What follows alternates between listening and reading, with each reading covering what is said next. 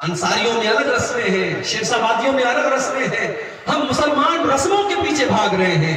کہیں جہیز کی رسم ہے، کہیں بارات کی رسم ہے، کہیں شادی کے پہلے لمبی چوڑی منگنی کی رسم ہے. اور ان رسموں نے آج سماج کے تانے بانے کو اتنا خراب کر دیا ہے میرے بھائی کہ غریب باپ بیچارہ اپنی بیٹی کی شادی کرنے کے لیے مجبور ہے. یا تو بینک سے لون لے رہا ہے، یا اپنا گھر گروی رکھ رہا ہے، یا اپنی بیوی کے زیورات گروی رکھ رہا ہے، یا اپنا خون بیچ رہا ہے. کتنے غریب باپ ہیں جو وقت کے پہلے بوڑھے ہو رہے ہیں اور ان کی جوان بیٹیاں ان کے سینے کا بوجھ بنی ہوئی ہیں اور وہ اس چنتا میں اور اس ٹینشن میں بھولے جا رہے ہیں کہ میں اپنی بیٹی کی شادی کیسے کروں گا. میرے بھائیوں، ان رسم و رواج کو توڑو. اور یہ رسم و رواج کیسے ٹوٹیں گے؟ یہ رسم و رواج تب ٹوٹیں گے جب سماج کا امیر طبقہ جس کو اللہ نے نوازا ہے، جس کے پاس دولت ہے، وہ طبقہ اٹھے گا اور سب سے پہلے ان رسموں کا بائیکاٹ کرے گا. یہ رسمیں تب ٹوٹیں گی جب ہمارا نوجوان غیرت مند بنے گا، خوددار بنے گا اور اپنے باپ سے کہے گا، اپنی ماں سے کہے گا کہ ماں میں چارپائی پہ سو جاؤں گا، مجھے نہیں چاہیے جہیز میں ملنے والی چارپائی، مجھے نہیں چاہیے میں سائیکل چلا لوں گا، مجھے نہیں چاہیے سسرال سے ملنے والی بھیک میں بائک اور اسکوٹر اور فور ویلر. میں اپنی کمائی سے اگر اللہ نے مجھے نوازا میں مہنگی سے مہنگی گاڑی خریدوں گا. مجھے اپنے سسر اور اپنی ہونے والی بیوی کے باپ کے اوپر بوجھ نہیں بننا ہے. جب یہ جذبہ ایک نوجوان کے اندر پیدا ہوگا اب یہ رسمیں ٹوٹیں گی. یہ رسمیں تقریر کرنے سے نہیں، رسمیں عمل کرنے سے نہیں. اللہ کے نبی کے دور میں ایک رسم یہ بھی تھی، اگر کوئی کسی کو بیٹا بنا لیتا تھا تو اس کا سگا بیٹا مانا جاتا تھا. اللہ کے نبی نے حضرت زید کو بیٹے کی طرح پالا تھا. دنیا والے حضرت زید کو اللہ کے نبی کا بیٹا کہنے لگے. اور جب حضرت زید نے نکاح کیا حضرت زینب کے ساتھ، اور جب یہ شادی زیادہ دنوں تک نہیں چل پائی اور حضرت زید نے حضرت زینب کو طلاق دے دی تو اللہ نے حکم دیا کہ اے نبی اب آپ زینب سے نکاح کریں. بہت بڑی بات تھی اس دور کے حساب سے، کیونکہ زید اللہ کے نبی کے بیٹے کی طرح رہتے تھے.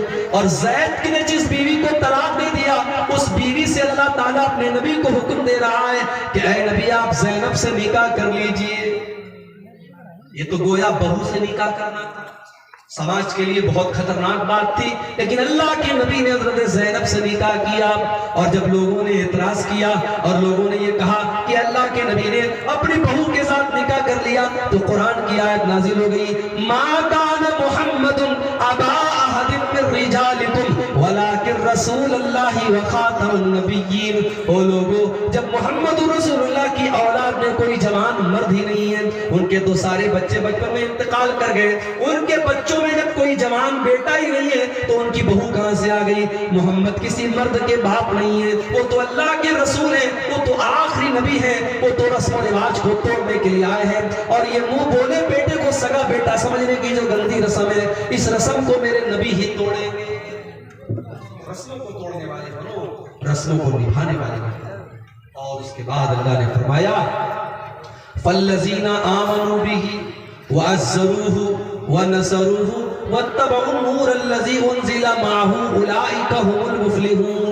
یہ چار چیزیں اللہ نے بیان کی ہے اور یہی چار چیزیں بیان کر کے میں بات ختم کروں گا، کیونکہ مجھے 2 گھنٹہ تقریر نہیں کرنا ہے اور میں کر سکتا ہوں. مجھے ابھی یہاں سے پورنیہ جانا ہے، وہاں پر آج میری تقریر ہے.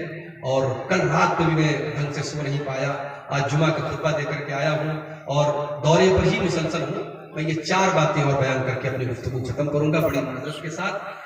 اللہ نے اپنے نبی کے تعلق سے ہمیں اور آپ کو 4 باتوں کا حکم دیا. یہ 4 باتوں پر اگر ہم عمل کر لیں تو ہم اور آپ کامیاب ہو جائیں گے.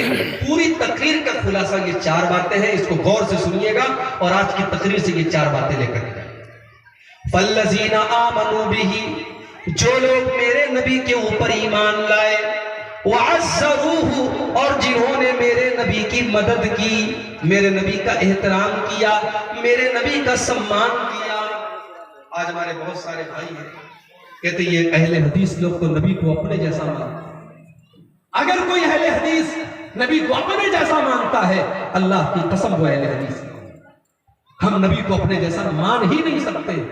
نبی انسان تھے مگر ہمارے جیسا نہیں. ہم سوتے تو ہماری آنکھیں بھی سو جاتی، ہمارا دل بھی سو جاتا ہے. اللہ کے نبی سوتے تھے تو آپ فرماتے تھے تنام عینی ولا ینام قلبی، میری آنکھیں سوتی ہیں لیکن میرا دل نہیں سوتا.